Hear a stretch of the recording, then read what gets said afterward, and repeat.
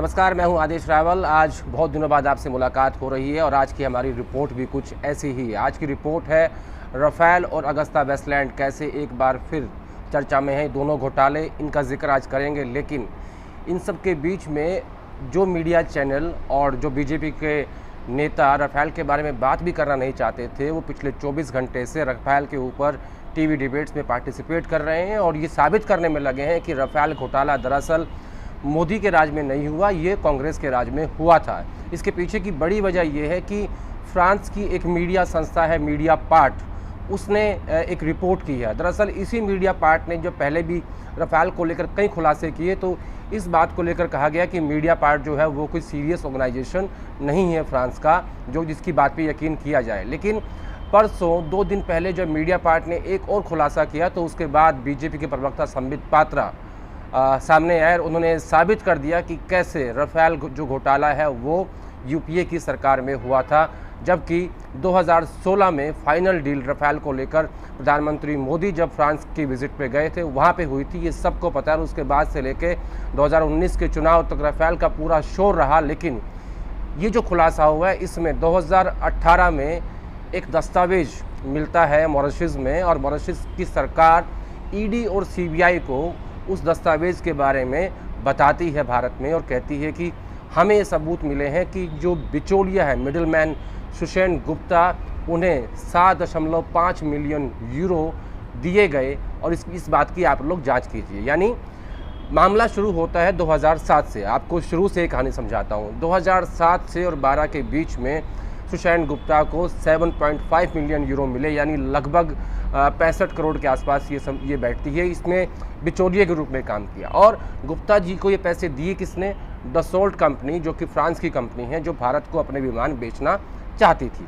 अब सवाल ये उठता है कि जो पैसा 2007 से और 2012 के बीच में दिया गया, उस वक्त कांग्रेस की सरकार थी, लेकिन उसके जो सबूत मिले वो 2018 में मॉरिशस की सरकार ने भारत की जो एजेंसी हैं सीबीआई, ईडी, उनको वो पत्र भेजा और कहा कि हमें सबूत मिले हैं कि सुषेण गुप्ता जी को बिचौलिए के रूप में इतनी मोटी रकम, करोड़ों रुपए दिए गए हैं, इसके ऊपर आप लोग जांच कीजिए। लेकिन 2018 से और आज 2021 तक भारत सरकार ने, यानी कि ईडी और सीबीआई ने, ना ही सुप्रीम कोर्ट को जानकारी दी और ना ही एक एफआईआर दर्ज की।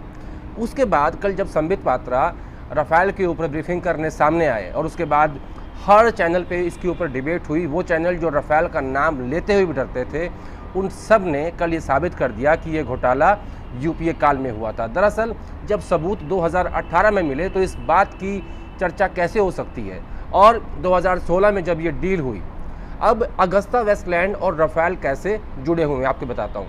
दरअसल जब सुषेण गुप्ता की सीबीआई जांच कर रही थी, पता लगा कि अगस्ता वेस्टलैंड का बिचौलिया भी गुप्ता जी ही हैं, और इसी गुप्ता जी ने राफेल की भी बिचौलिया बन के सरकार को, यानी 2016 तक गुप्ता जी के माध्यम से ही डसोल्ट को सारी जानकारी भारत सरकार की तरफ से मिल रही थी कितने पैसे में बिड होने वाली है। और अगस्ता वेस्टलैंड जो घोटाला हुआ था, दरअसल वो डील हुई नहीं। अगस्ता वेस्टलैंड की जानकारी जब 2013 में मनमोहन सिंह सरकार को मिली तो उन्होंने उस डील को रद्द कर दिया। वो वीवीआईपी चोपर स्कैम के नाम से था। इटली में उसके ऊपर गिरफ्तारियां हुई और जब वो जानकारी भारत के पास आई तो मनमोहन सिंह ने वो डील रद्द कर दी और उनका जो गारंटी के रूप में पैसा भारत सरकार के पास जमा था उसको भी उन्होंने सरकार के पास ही रख लिया। यानी जो पैसा भारत सरकार का गया था वो वापस आ गया और वीवीआईपी चोपर स्कैम जो कहा जाता है वो डील कभी हुई नहीं। अब राफेल की बात। राफेल दरअसल है क्या? राफेल शुरू होता है यूपीए के समय में ही, और मनमोहन सिंह सरकार ने 526 करोड़ में एक राफेल जहाज़ लेने की बात की थी और उसमें टेक्नोलॉजी ट्रांसफ़र भी भारत को मिलना था ताकि भारत में भी ऐसे विमान बन सकें।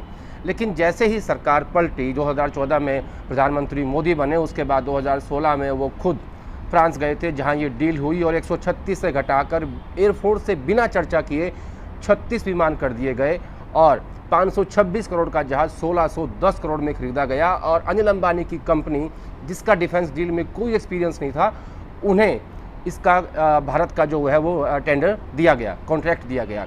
इस बात को लेकर भी कांग्रेस ने बार बार सवाल खड़े किए और राहुल गांधी हमेशा कहते थे कि अनिल अंबानी को 30,000 करोड़ का फ़ायदा मोदी सरकार ने राफेल डील के ज़रिए पहुंचाया है। अब कल संबित पात्रा ने कहा कि सुषैण गुप्ता को हमने गिरफ्तार किया था। दरअसल गुप्ता जी की गिरफ्तारी रफाल केस में नहीं हुई थी, इनकी गिरफ्तारी अगस्ता वेस्टलैंड केस में हुई थी। और आप देखिए कि मिडिल मैन के रूप में सरकार कोई भी हो, 2007 से लेकर आज 2021 तक सुषैण गुप्ता ही नज़र आ रहे हैं और उन्हें करोड़ों रुपए की रिश्वत दी गई। इस बात का खुलासा 2018 में मॉरिशस की सरकार ने पत्र लिखकर भारत सरकार को बताया, लेकिन उस पत्र की जानकारी को दबा के रखा गया। और जब सीबीआई डायरेक्टर उस वक्त आलोक वर्मा थे, उन्हें जानकारी मिली और सीबीआई डायरेक्टर आलोक वर्मा ये बात सुप्रीम कोर्ट को बताना चाहते थे, लेकिन रातों रात दिल्ली पुलिस सीबीआई ऑफिस पहुंची और उन्हें वहां से हटा दिया गया। तब से लेकर आज तक रफाल का भूत दबा हुआ है, लेकिन पिछले 24 घंटे में साबित करने की कोशिश हो रही है कि रफाल घोटाला दरअसल कांग्रेस ने किया, बीजेपी ने नहीं किया। अब सवाल ये उठता है कि क्या 2018 से लेकर 21 तक उस पत्र का जिक्र क्यों नहीं हुआ जिसमें गुप्ता जी को बिचौलिए के रूप में करोड़ों रुपए की रिश्वत दी गई और 126 से घटाकर 36 एयरक्राफ्ट क्यों खरीदे गए, टेक्नोलॉजी ट्रांसफ़र क्यों नहीं हुआ, अनिल अंबानी को ठेका क्यों किया गया, क्यों उन्हें 30,000 करोड़ का फ़ायदा पहुंचाने की कोशिश रफाल में की गई। ये तमाम वो सवाल हैं जिनका मीडिया कभी जिक्र नहीं करता, लेकिन पिछले 24 घंटे में वो इसके ऊपर डिबेट भी कर रहा है। और वो लोग जिन्हें रफाल के बारे में कुछ नहीं पता, वो कल से उसके एक्सपर्ट बन के बैठे हुए हैं। दरअसल ये घोटाला यूपीए के टाइम पे नहीं हुआ, अगस्ता वेस्टलैंड का जिक्र ज़रूर हुआ कि वो घोटाला हुआ है, लेकिन वो डील मनमोहन सिंह सरकार ने कैंसिल कर दी थी। और अब रफाल की जो बात है वो साफ साफ है कि ये घोटाला इन पिछले 7 सालों में हुआ है और इसमें 526 करोड़ का जहाज़ 1610 करोड़ में खरीदा गया। तो इतना बड़ा फ़ायदा, लगभग 1000 करोड़ का एक जहाज़ के ऊपर ये फ़ायदा किसे दिया गया, ये एक बड़ा सवाल है। और एक नैरेटिव चेंज करने की कोशिश हो रही है कि कैसे यूपीए के समय में रफाल का घोटाला हुआ, बिचौलियों को पैसे मिले, लेकिन इस बात के ऊपर चर्चा कोई नहीं कर रहा है कि 2018 में सीबीआई और ईडी को इसके सबूत मिले, इसकी जानकारी मॉरिशस की सरकार ने भारत सरकार को दी, लेकिन पिछले 3 साल से वो दबा के रखा गया। और जिस मीडिया पार्ट ऑर्गेनाइजेशन जो फ्रांस का है, जिसके ऊपर कोई विश्वास नहीं करता था, आज उसी मीडिया पार्ट की रिपोर्ट के ऊपर हिंदुस्तान की मीडिया चर्चा कर रहा है और बीजेपी प्रेस कॉन्फ्रेंस कर रही है।